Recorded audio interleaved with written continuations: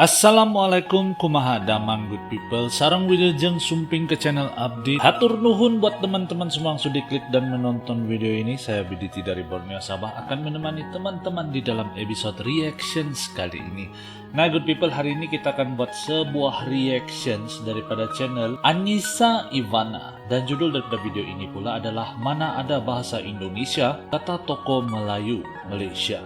Benarkah? Nah itu judul daripada video yang akan kita buat reactions kali ini. Nah guys, link asli dari video ini akan saya letak di description box di bawah. Nanti kalian bisa pertimbangkan untuk subscribe channel yang saya react ini. Ojo lali di subscribe channel Google. Moga-moga kalian semua yang menonton berada di dalam keadaan yang sehat-sehat selalu, dimurahkan rezeki serta dipermudahkan segala urusan dunia dan akhirat. Amin ya rabbal alamin.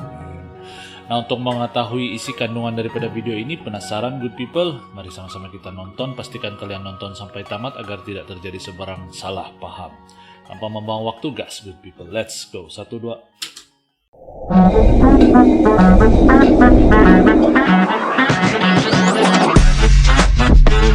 Yo, kumaha damang, salam silaturahmi good people.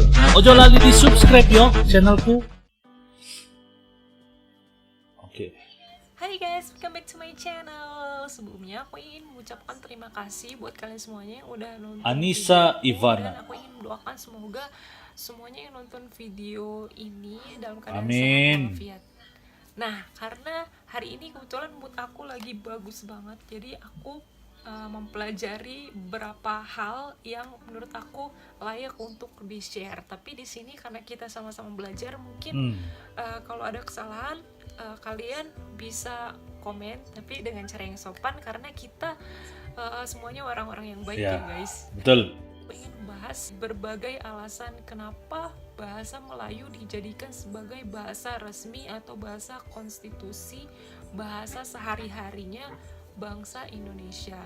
Nah, sebelumnya Bahasa Melayu atau bahasa Indonesia, wanti-wanti guys? Dulu, aku ingin ngasih tahu dulu ke penonton yang berasal dari Malaysia sebelumnya, karena aku lihat ada salah satu komen yang tersinggung dengan kata-kata aku yang menyebutkan Melayu sebagai suku Melayu, karena Memang suku Melayu kan guys, jadi nonton sampai habis. mohon maaf sebelumnya karena di sini aku dan mungkin di sini semua orang Indonesia rata-rata kita nyebutnya suku Ya, betul. guys.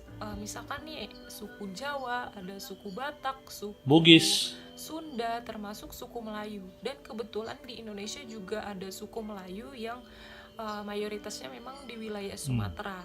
Dan kita nyebutnya itu emang udah terbiasa sebutnya suku. Ya, jadi mau gitu, cekak. guys, bukan bangsa. Ya. Kalau bangsa itu lebih ke keseluruhan Oh, itu salah paham. Oke. orang-orang yang ada di Indonesia atau suku-suku di Indonesia yang sudah bersatu menjadi sebuah bangsa yang tinggal di suatu negara, gitu, di suatu negara Indonesia, yaitu teritorial wilayah Indonesia. Kita sebutnya bangsa Indonesia. Edukasi yang bagus. Tapi guys. mungkin kalau di Malaysia ya mereka nyebutnya bangsa Melayu karena emang di sana ya Melayu itu sebagai bangsa dari suatu negara Malaysia ya bangsanya Melayu. Kalau di kita bangsa Indonesia, negaranya Indonesia. Nah kalau untuk suku-suku itu tadi dibedakan atas itu tadi yang aku bilang, suku Melayu, suku Jawa, suku Sunda, suku Batak dan lain-lainnya. Tapi sebelumnya aku ingin membahas dulu berbagai macam pandangan atau sejarah bahasa Melayu di Indonesia dan sejarah bahasa Melayu di Indonesia. Aku ingin ngejelasin dulu asal mula bahasa Melayu Ini yang bagus nih, berkaitan guys. dengan manusianya ya guys.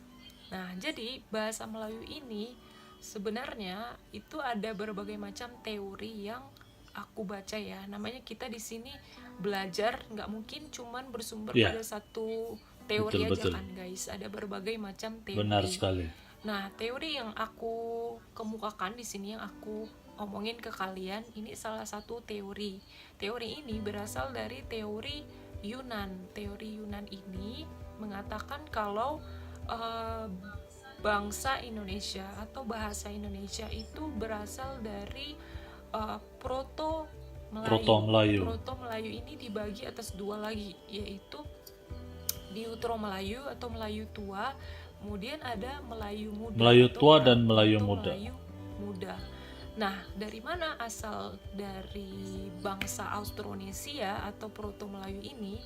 Ini berasal dari wilayah Yunan. Makanya tadi aku sebut teori Yunan, karena bangsa Austronesia berdasarkan para ahli ini berasal dari wilayah Yunan. Yunan ini letaknya di Taiwan atau wilayah Tibet, Cina bagian selatan, itu kalau yang aku baca ya guys.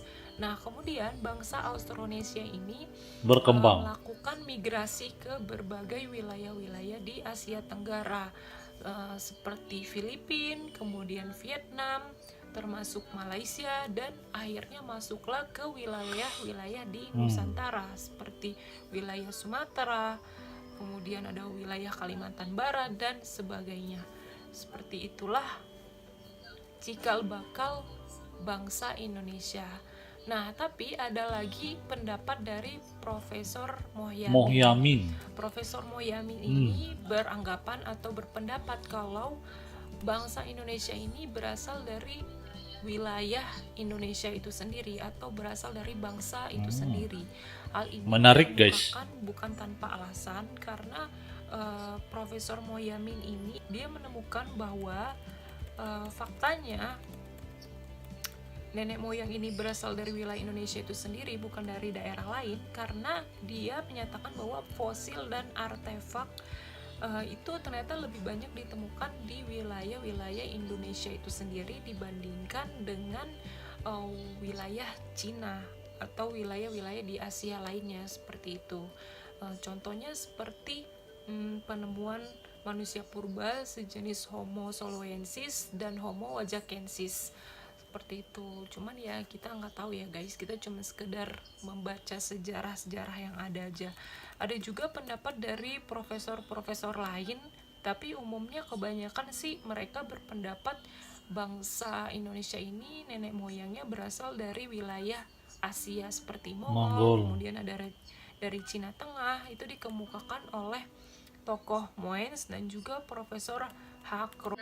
Nah, berbeda dengan Austronesia atau yang termasuk dalam ras Mongoloid di wilayah Papua, Indonesia juga terdapat keturunan dari ras lain, yaitu ras Australo-Melanesid. Ras ini berasal dari Afrika, jadi mereka berjalan kaki hingga kawasan Asia Tenggara, kemudian mereka menyusuri garis pantai dari Afrika sampai Nusantara, dan akhirnya sampailah ke wilayah Halmahera sampai ke wilayah Papua. Mereka lah yang kemudian disebut dengan ras Melanesia. Ciri ras Melanesia ini garis keturunannya berambut merah, keriting, berbadan kekar, dan sejarah ini berasal dari 100.000 sampai 300 tahun yang lalu. Nah, balik lagi ke bahasa Melayu yang dipakai di masyarakat Indonesia. Kenapa bahasa Melayu? Karena pada zaman dahulu kala itu tadi, bahasa Melayu ini memang sudah jadi bahasa Melayu bahasa pertama lah di Indonesia kan, begitu gak guys? Bahasa perdagangan. Kalau salah mohon betulkan saya guys ya. Politik, mengapa bahasa Melayu menjadi dasar lahirnya bahasa Indonesia? Alasan yang pertama itu tadi karena bahasa Melayu selama berabad-abad sebelumnya telah digunakan sebagai lingua franca masyarakat Indonesia di seluruh kawasan sebelum ada bahasa Indonesia. Baik itu dari tadi segi politik dan perdagangan, dan umumnya itu tersebar di wilayah-wilayah pelabuhan atau pesisir pantai sampai ke wilayah tengah daratan, seperti itu. Kemudian yang kedua adalah bahasa Melayu ini sangat mudah untuk dipahami dan tidak memiliki tingkatan bahasa guys. Nah, jadi aku mau ngejelasin ke kalian kalau bahasa dari suku-suku lain, contohnya seperti bahasa Jawa, bahasa Sunda, bahasa Madura, bahasa Bugis, Bali, kayak gitu, itu kita biasanya memiliki tingkatan bahasa. Ada bahasa khusus bangsawan, bahasa yang sangat halus, digunakan untuk orang yang sangat-sangat dihormati, untuk Oh. orang tua atau untuk Oh, orang begitu. muda, untuk bahasa keseharian kayak gitu tuh ada tingkatannya gitu guys. Nah, menika wonten titianipun ingkang sinuwun Kanjeng Susunan Pakubono kaping kalih nggih menika Kreta Kyai. Tapi kalau bahasa Melayu itu nggak ada ya guys. Jadi tingkatan bahasa itu tidak ada dan memiliki sistem bahasa yang sangat sederhana, terus juga mudah untuk dipelajari seperti itu. Nah, yang ketiga adalah persebaran bahasa Melayu ini sangat-sangat meluas atau paling meluas ke berbagai daerah dan melampaui batas-batas wilayah bahasa lain. Meskipun misalkan nih bahasa Jawa itu atau suku Jawa di Indonesia itu sangat banyak, di Jawa, Sunda, Madura kayak gitu kan banyak di Indonesia, tapi bahasa Melayu ini bisa melampaui bahasa-bahasa daerah lainnya. Yang ketiga adalah bahasa Melayu ini tidak dianggap sebagai bahasa asing karena masih memiliki kekerabatan atau kemiripan dengan bahasa-bahasa daerah lainnya di Indonesia, jadi seperti bahasa Jawa arti tadi, dari sini dan bahasa-bahasa bahasa Nusantara pertama lainnya di lah Indonesia intinya adalah itu bahasa masih Melayu lah kan. mirip dengan bahasa Melayu. Tapi nyatanya walaupun bahasa daerah itu dipakai oleh oleh orang-orang dari berbagai suku, misalkan nih orang Papua ngomong pakai bahasa suku mereka, bahasa Papua, bahasa Jawa, orang Jawa ngomong pakai bahasa Jawa, tapi nyatanya bahasa Melayu ini tidak luntur sama sekali dan tetap dipakai untuk sebagai alat komunikasi ke komunitas lain atau suku-suku lain yang ada di Indonesia. Dan karena sudah sangat fasih, sudah sangat mengakar sekali bahasa Melayu dipakai di Indonesia, akhirnya pada tanggal 28 Oktober itu Sumpah Pemuda, itu ada komunitas pemuda yang mengikrarkan bahasa Indonesia sebagai bahasa persatuan, yang mana itu memang berasal dari bahasa Melayu. Oke. Nih Sumpah Pemuda guys. Jadi arti di sini nih bahasa Melayu adalah bahasa pertama di Indonesia sebelum bahasa Indonesia wujud ataupun bahasa Indonesia digunakan pakai di Indonesia. Jadi gimana guys? Apakah ini benar? Kalau kalian lebih mengerti dan lebih arif, silakan komen di ruang komen di bawah. Berbagi dengan saya guys. Ini agak bikin penasaran juga ini untuk tahu dia punya kesahihan itu kan. Jadi ini adalah Sumpah Pemuda. Sumpah Pemuda. Pemuda dia punya ejaan Pemoda. Pemoda. PEMOIDA.